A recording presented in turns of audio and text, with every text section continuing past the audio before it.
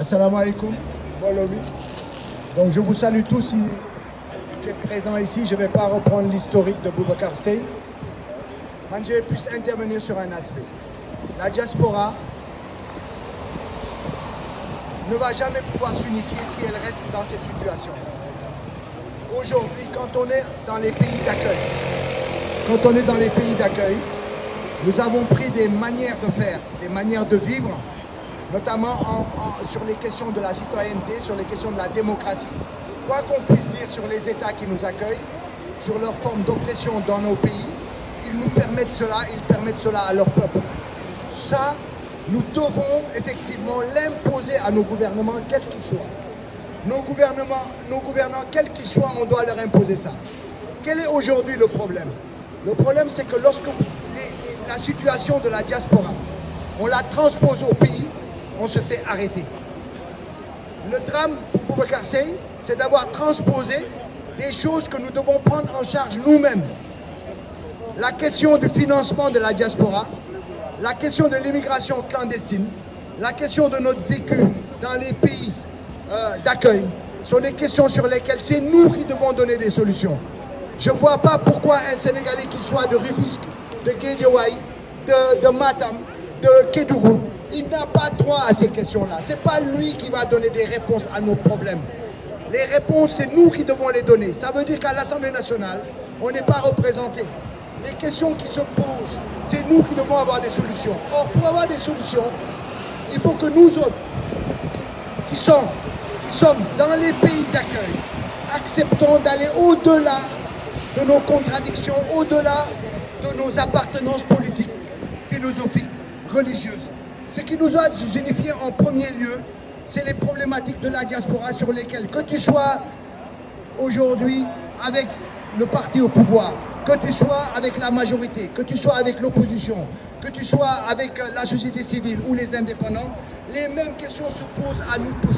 Donc ce que je ne comprends pas, c'est que des gens puissent poser problème de venir soutenir une action citoyenne pour permettre effectivement à Boubacar Seye d'être libéré, sous couvert que son parti au pouvoir ne le demande pas, ou bien son parti au pouvoir a demandé à ce qu'on l'emprisonne, donc toi tu dois suivre comme un mouton. C'est vrai qu'on a beaucoup de moutons au Sénégal, mais on n'est pas obligé de faire comme les moutons. Donc la question elle est simple, c'est qu'aujourd'hui les gens qui ne sont pas là, ou bien qui se posent des questions existentielles du genre Boubacar Seye, ken xamul lu mu def nañ nekk ba gouverne ba procureur wax ñu lan la def wala juge bi wax ñu kooku c'est de la foutaise. L'a priori favorable doit exister. Or l'a priori favorable, il doit exister en nous tous. Moi si demain j'arrive au Sénégal et qu'on m'emprisonne, le premier qui se pose des questions en disant attendons, pourquoi le procureur l'a mis en prison, soxlawuma ce soutien. Si tu n'as pas un a priori favorable en moi, c'est à l'État, lorsque vous le jàppee, expliquer nit ñi lu tax mu jàppale bu boobaa tu peux me retirer ton soutien. Mais normalement ñii ñëpp fi nekk fii ku ñu jàpp dañ la war a soutenir en premier lieu, parce que ku la jàpp moo war a joxe la réponse de leur jàpp. Or aujourd'hui la réponse qui a été donnée est une réponse irrécevable, parce qu'elle va à l'encontre de nos libertés individuelles, elle va à l'encontre de nos libertés d'expression, elle va à l'encontre de notre droit d'expression. C'est pour ça que les gens qui ne sont pas venus ici, s'ils sont occupés, ça peut se comprendre. Mais s'ils se posent des questions, honte à eux. Honte à eux parce qu'ils n'ont rien compris. Aujourd'hui, soutenir Macky Sall, même si tu es un soutien de Macky Sall, il faut savoir soutenir avec parcimonie. Il y a des moments où on suit. Et là, tu le suis, ce n'est pas normal. Les gens qui soutiennent Macky Sall, ils ont le droit de soutenir Macky Sall. Les gens qui sont dans l'opposition ont le droit d'être. Mais dans toute chose, on doit avoir la parcimonie, avoir le niveau de soutien. Parce que tu dois avoir des principes, tu dois avoir des convictions.